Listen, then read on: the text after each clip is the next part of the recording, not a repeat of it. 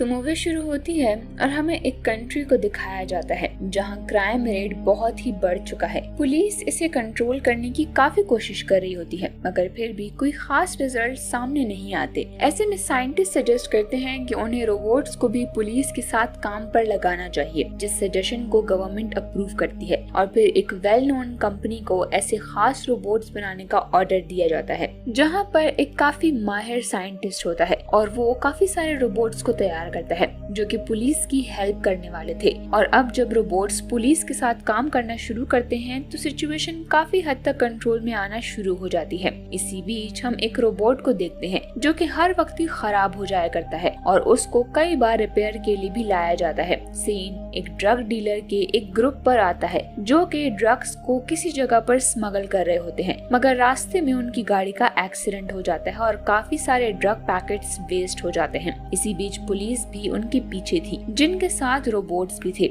यहाँ पर इस गैंग का लीडर ये सिचुएशन देखकर बहुत ही गुस्सा होता है और वो अपनी गन निकालकर पुलिस पर फायर करने लगता है, जिससे दोबारा वही रोबोट डैमेज हो जाता है जिसको कुछ देर पहले रिपेयर किया गया था। इसीलिए उसको दोबारा से रिपेयर करने लाया जाता है, मगर इस बार उसकी हालत ठीक नहीं थी। उसकी बैटरी पूरी तरह से डैमेज हो गई थी। साइंटिस्ट उसे चेक करता है और कहता है कि इसे रिसाइकलिंग के लिए भेज दो। सीन चेंज होकर हमें उस गैंग लीडर को दिखाया जाता है जो ड्रग स्मगल कर रहा था। उस ड्रग डीलर को कॉल करता है और कहता है कि तुमने जो मुझे ड्रग सप्लाई की थी वो अब पुलिस के कब्जे में है, इसीलिए मुझे मेरे पैसे वापस चाहिए। अब क्योंकि ये गैंग लीडर काफी खतरनाक था तो वो ड्रग डीलर उसकी बात से काफी परेशान हो जाता है कि आखिर वो उसके पैसे कैसे लौटाएंगे। तब उसकी ग्रुप की फीमेल मेंबर कहती है कि हम बहुत बड़ी चोरी करेंगे। ड्रग डीलर कहता है कि प्लान तो अच्छा है, मगर आजकल रोबोकॉप्स की वजह से पुलिस काफी स्ट्रांग हो गई है, इसलिए चोरी कर पाना और भी मुश्किल हो गया है। तब फीमेल मेंबर कहती है कि तो फिर हम उस साइंटिस्ट को किडनैप कर लेंगे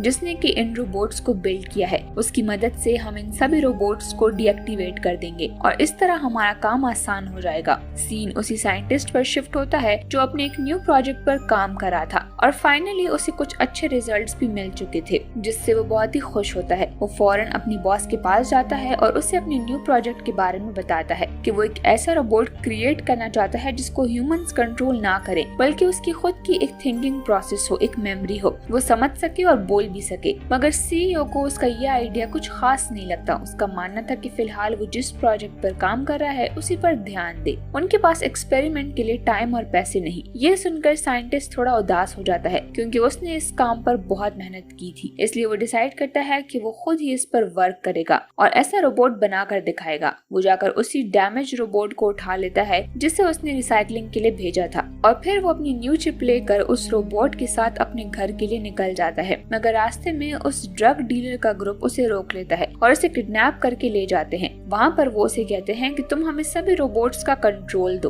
ताकि हम उन्हें डीएक्टिवेट कर सकें। साइंटिस्ट कहता है कि मेरे पास उनका कंट्रोल नहीं, वो सब पुलिस डील करती है, मेरा काम सिर्फ उन्हें बिल्ड करना है। तब ड्रग डीलर कहता है कि जब तुम हमारे किसी काम की ही नहीं हो तो तुम्हें हम मार देंगे। मगर तभी वो फीमेल मेंबर उसे बताती है कि इस वैन में एक रोबोट है। उसे देखकर वो ड्रग डीलर साइंटिस्ट से पूछता है कि तुम न्यू रोबोट बना रहे हो? तो साइंटिस्ट कहता है कि नहीं, मुझे बस इसके ऊपर कुछ एक्सपेरिमेंट्स करने हैं। तब ड्रग डीलर कहता है कि ठीक है, तुम इस पर एक्सपेरिमेंट करो और इसे एक न्यू रोबोट बनाओ जो हमारे लिए काम करेगा। साइंटिस्ट कहता है कि नहीं, मैं जो न्यू रोबोट बनाने वाला हूँ वो वैसे काम नहीं कर सकते जो तुम लोग चाहते हो। वो बहुत ही नाजुक होगा क्योंकि ये न्यू एक्सपेरिमेंट है और हमें उसका ख्याल रखना होगा। तब ड्रग डीलर कहता है कि वो सब तुम हम पर छोड़ दो, बस तुम रोबोट पर काम शुरू कर दो। साइंटिस्ट इसके लिए मान तो नहीं रहा था, मगर फिर वो लोग उस पर गन पॉइंट कर देते हैं और उसे अपना काम शुरू करना पड़ता है। वो चिप को इंस्टॉल कर देते हैं और काफी मेहनत के बाद उसका एक्सपेरिमेंट सक्सेसफुल हो जाता है। वो वैसे ही रोबोट तैयार कर लेता है जैसा वो चाहता था, मगर जैसा कि साइंटिस्ट ने बताया था कि वो रोबोट बहुत ही सेंसिटिव होगा तो ऐसा ही होता है। उसका सिस्टम बिल्कुल बच्चों के जैसा था। वो डर रहा था और बच्चों जैसा बिहेव कर रहा था। यहाँ पर फीमेल मेंबर उसे नाम देती है, वो उसे चैपी बुलाती है। यहाँ साइंटिस्ट उस रोबोट पर मजीद काम करना चाहता था, मगर यहाँ पर ड्रग डीलर उस साइंटिस्ट पर गन पॉइंट करता है और उसे वहाँ से जाने को कहता है। वो कहता है कि तुम्हारा काम खत्म हुआ, ये रोबोट अब हमारा है, और साइंटिस्ट अपनी जान बचाने के लिए वहाँ से निकल जाता है। सीन रोबोटिक कंपनी पर आता है जहाँ पर एक इंजीनियर बॉस को अपने न्यू डिजाइन्स दिखा रहा होता है। उसने कुछ रोबोट्स बनाए होते हैं, लेकिन उस कंपनी की बॉस उस रोबोटिक डिजाइन को रिजेक्ट कर देती है क्योंकि ये साइज में काफी बड़े थे और काफी ज्यादा एनर्जी लेने वाले थे। वो कहती है कि इसमें तो काफी इन्वेस्टमेंट होगी। अब वो साइंटिस्ट अपनी कंपनी में दोबारा आ चुका था और न्यू रोबोट्स के डिजाइन बनाता है। फाइनली उसे डिजाइन मिल जाते हैं और उसकी बॉस को भी ये पसंद आते हैं और वो ऑर्डर करती है कि इसी के डिजाइन की न्यू रोबोट्स तैयार किए जाएं। वो काफी खुश हो जाता है और सभी उसे कांग्रेचुलेट करते हैं, लेकिन ये बात इंजीनियर को अच्छी नहीं लगती और वो कहता है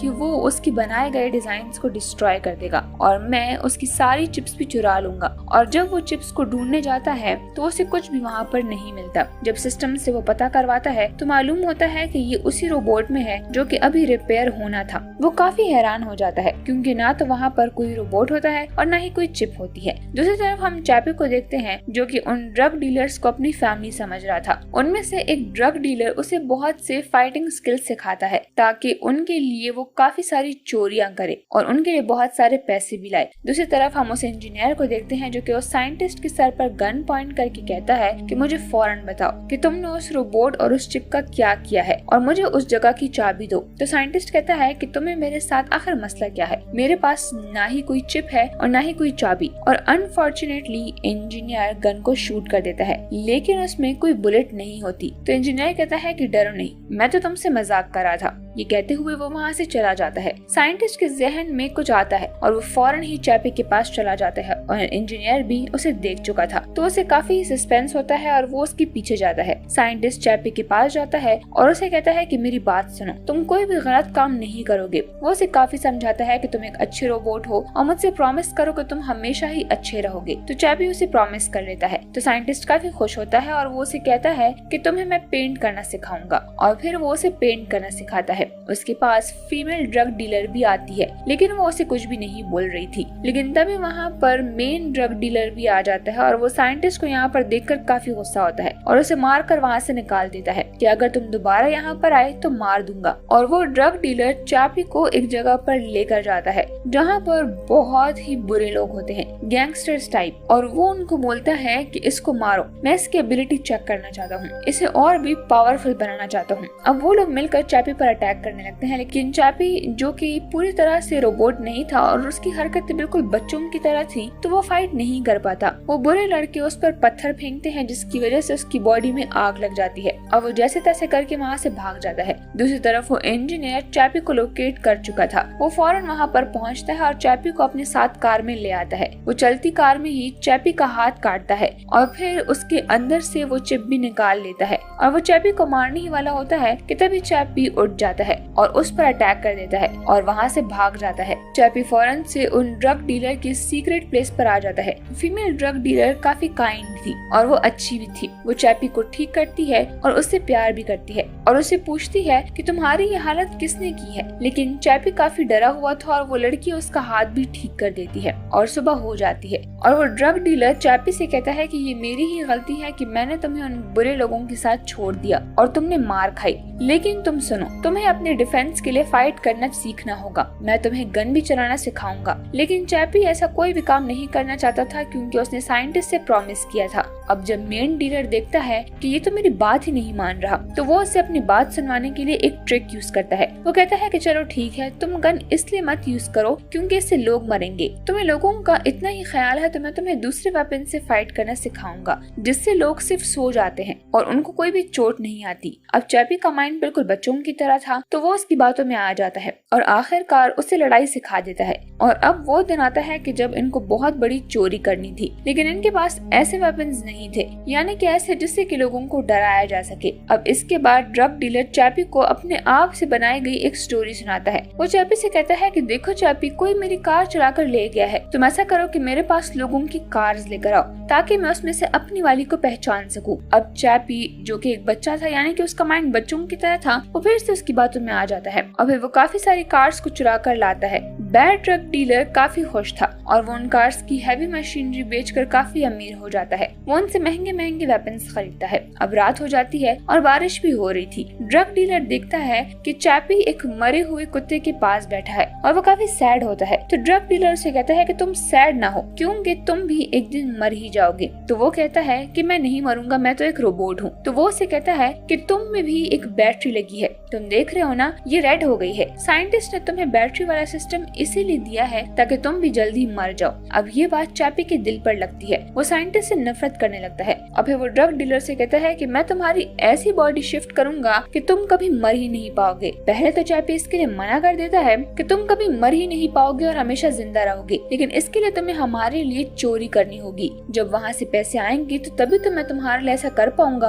पहले तो चैपी मना कर देता है, लेकिन फिर मान जाता है इस लालच में कि वो हमेशा जिंदा रहेगा। अब हम साइंटिस्ट को देखते हैं जो कि बहुत ही परेशान होता है, क्योंकि उसे ये लग रहा था कि चैपी कहीं तबाही न मचा दे। इसीलिए वो उनकी सीक्रेट जगह पर आ जाता है और वो चैपी को बुलाता है, लेकिन चैपी उसकी बात नहीं सुन रहा था और उसे कोई भी जवाब नहीं देता, क्योंकि उसके दिल में अब साइंटिस्ट के लिए कोई जगह नहीं थी। साइंटिस्ट उसके पीछे पीछे जाता है और उससे बोलता है कि तुम मेरी बात क्यों नहीं सुन रहे हो। तो चैपी उसे बोलता है कि तुम मुझसे बात मत करना, क्योंकि तुमने मुझे ऐसी बॉडी दी है कि जिससे मैं जल्दी मर जाऊंगा। तो साइंटिस्ट कहता है कि ऐसा नहीं है, तुम्हें किसने बोल दिया, तुम अकेले रोबोट नहीं हो जिसमें बैटरी लगी हुई है। दूसरी तरफ वो इंजीनियर काफी गुस्से में था, तो इसीलिए वो एक सिस्टम से साइंटिस्ट के बनाए हुए सारे ही रोबोट्स को कोलैप्स कर देता है, यानी कि क्रैश कर देता है। और पूरे ही मुल्क के रोबोट्स अब खत्म हो चुके थे, डिस्ट्रॉय हो रहे थे। क्रिमिनल्स को अब पूरी छूट मिल गई थी, वो पूरी ही कंट्री में तबाही मचा देते हैं। इसी के साथ चैपी को भी कुछ होने लगता है। तब वो साइंटिस्ट उसे रिन्यू करने आता है और वो जल्दी से ही उसके सिस्टम को दोबारा से ठीक कर देता है ताकि कि डिस्ट्रॉय होने से पहले वो बच जाए। अब चैपी को होश आ जाता है और वो साइंटिस्ट के गले लगता है। उधर ही एक और बड़ा सा रोबोट होता है। चैपी को वो काफी पसंद आता है। वो साइंटिस्ट से कहता है कि तुम मुझे इसी की बॉडी में डाल दो, मुझे ये अच्छी लग रही है और मैं हमेशा जिंदा रहूंगा।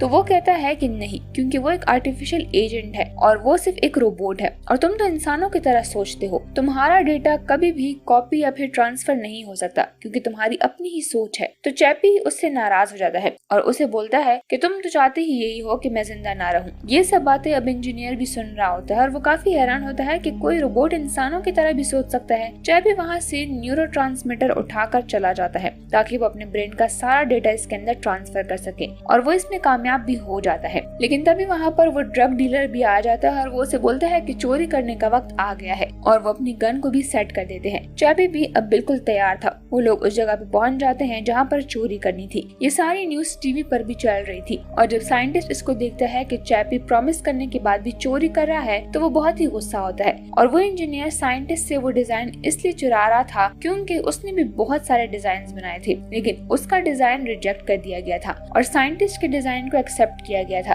तो उसे ये बात बिल्कुल भी बर्दाश्त नहीं हुई और उसे अब शिकार का मौका भी मिल गया था। वो बॉस के पास जाता है और बोलता है कि आप देख रही है ना कि साइंटिस्ट के बनाए हुए रोबोट्स क्या कर रहे हैं। मैंने उसे मना भी किया था, लेकिन फिर भी उसने बोलने और ऐसी हरकतों वाला रोबोट बना लिया। वो अपनी बॉस से बोलता है कि आप एक बार मेरे रोबोट्स को टेस्ट तो करें, मेरे रोबोट्स उस चैपी को मार देंगे। तो उसकी बॉस कहती है कि अब ऐसे टाइम में और कर भी क्या सकते हैं। वो इंजीनियर फौरन से अपने रोबोट को स्टार्ट करता है और उसे कंट्रोल करने लगता है और वो अपने रोबोट को चैपी को मारने के लिए भेज चुका था। जब साइंटिस्ट को ये पता चलता है तो वो बहुत ही अपसेट हो जाता है। वो फौरन ही चैपी के पास जाता है, लेकिन तभी वहाँ पर एक आदमी आता है जिसके बालों में ब्रेड थी। वो ड्रग डीलर से अपने पैसे मांग रहा था। इतनी ही देर में वहाँ पे इंजीनियर का रोबोट भी आ जाता है और वो सब में ही बहुत लड़ाई होती है, काफी गोलियां चलती हैं और इसी दौरान उस ड्रग डीलर के दोस्त को गोली लग जाती है और इसी बीच में साइंटिस्ट को भी गोली लगी थी। लेकिन जब चैपी ये देखता है कि साइंटिस्ट को गोली लगी है तो उसे रहा नहीं जाता, क्योंकि कहीं ना कहीं वो उसे प्यार करता था।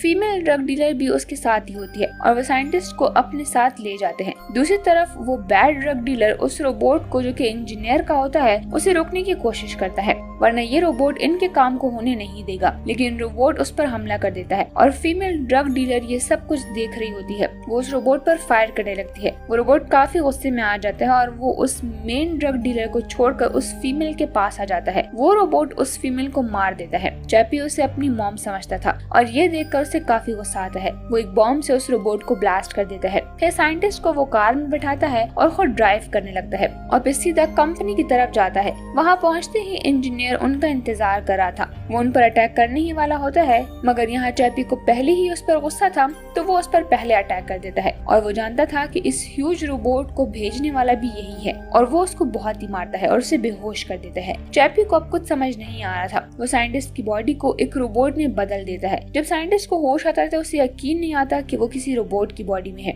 और वो चैपी से बोलता है कि मैं तुम्हें भी ट्रांसफर कर देता हूँ। अब चैपी किसी और की बॉडी में था और अब वो बहुत ही खुश था। एंड में हम देखते हैं कि चैपी और वो साइंटिस्ट उस फीमेल ड्रग डीलर को दफनाते हैं। तो चैपी उसकी डेड बॉडी की तरफ मुंह करके देखता है और कहता है कि आप परेशान ना हो, आपकी बॉडी को भी एक रोबोट में ट्रांसफर कर दूंगा। और वो ऐसा ही करता है। सारे सिस्टम को हैक करके वो एक न्यू रोबोट बनाता है। उसमें उस फीमेल ड्रग डीलर की सारी मेमोरीज कॉपी कर लेता है और अब वो फीमेल ड्रग डीलर भी एक रोबोट में बदल चुकी